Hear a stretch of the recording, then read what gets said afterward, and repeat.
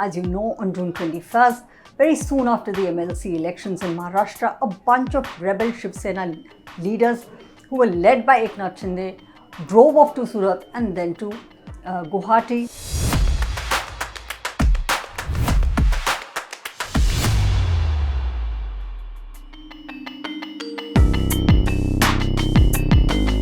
Very interestingly, he was supposed to have begun his own career as an auto rickshaw driver, but he had very strong political leanings and he became a corporator in the Thane Municipal Corporation. He served 2 terms there and was also a member of the standing committee. His absolute rawness or the raw politics in him was spotted by Balasaheb Thackeray, and he was given a lot of prominence within the party. He was also made a Shiv Sena Shaka Pramukh, and he's since then consolidated himself and has become a very big, what you might call a strong man, or created a strong political base in the Mumbai-Thane Kalyan belt. His own son, of course, is also an MP from Kalyan.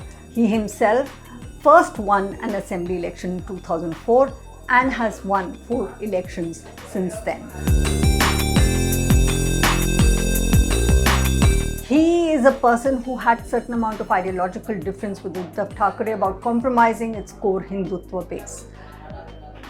And he has been lending a sympathetic ear to a lot of the MLAs who have some amount of dissent or needed to air their grouses. And he's actually been gathering his flock for about the last 18 months of what one hears.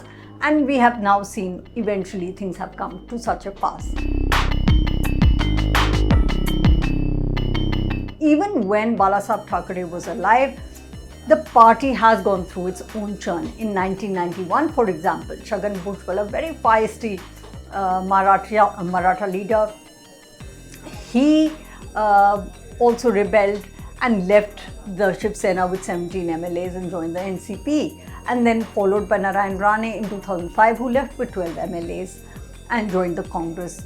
But that was not all. There was a dramatic family feud, very prominent family feud, which came into the limelight. Everybody knew that Raj Thackeray had kind of positioned himself right in the shoes of Balasaheb Thackeray, even in his persona.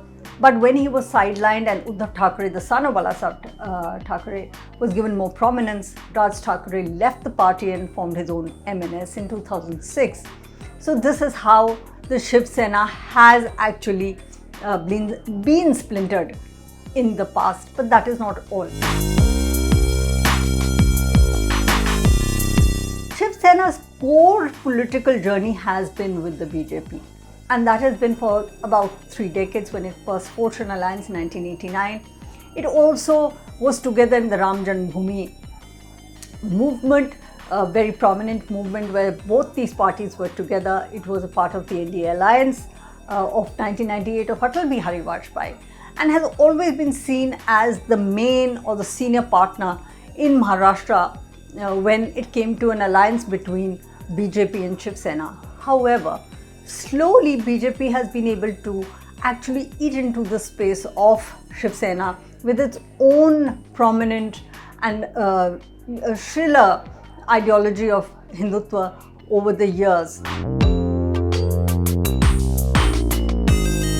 The base of Hindutva, which was actually the core base which was voting for the Shiv Sena, is actually moved its sympathies or moved its liking also towards the BJP, and that itself is the core challenge that Shiv Sena faces, so much so that from being the senior partner in the alliance with the BJP, over the years Shiv Sena has become the junior partner in the alliance with the BJP, so much so that in 2019 when the 2 fought assembly elections together, it was the Shiv Sena which got like only half the seats, nearly half the seats of that the BJP won, which was quite a shocking phenomena.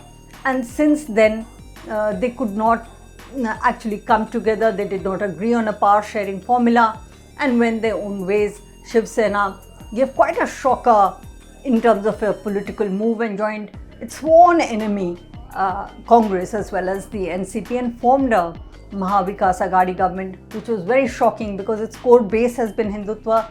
They know that Congress and Shiv Sena have been always been betwas ideologically, poles apart, and they just came together for this power sharing formula or arrangement and formed a government, and which has actually hurt the Shiv Sena in terms of internally, where MLAs have had a grouse with Shiv Sena taking that decision.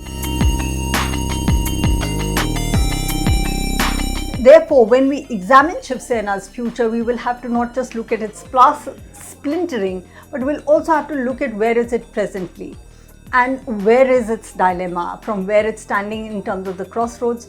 Will it want to continue on the path where it goes with the Congress and NCP even in the future or in years ahead? But that again will lead to the problem where there is internal dissent, and it confuses its constituents, it confuses its vote bank, which has been voting for Shiv Sena on the Hindutva plank, and these people with Congress will confuse that voter.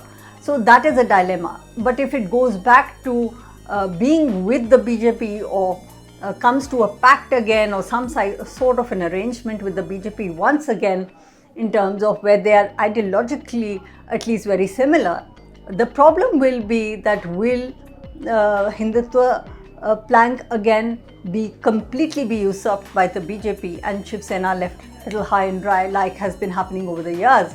How will it protect its core constituency, and how will it protect BJP from eating into its own space, its own Shiv Sena strong space of stronghold areas of Hindutva?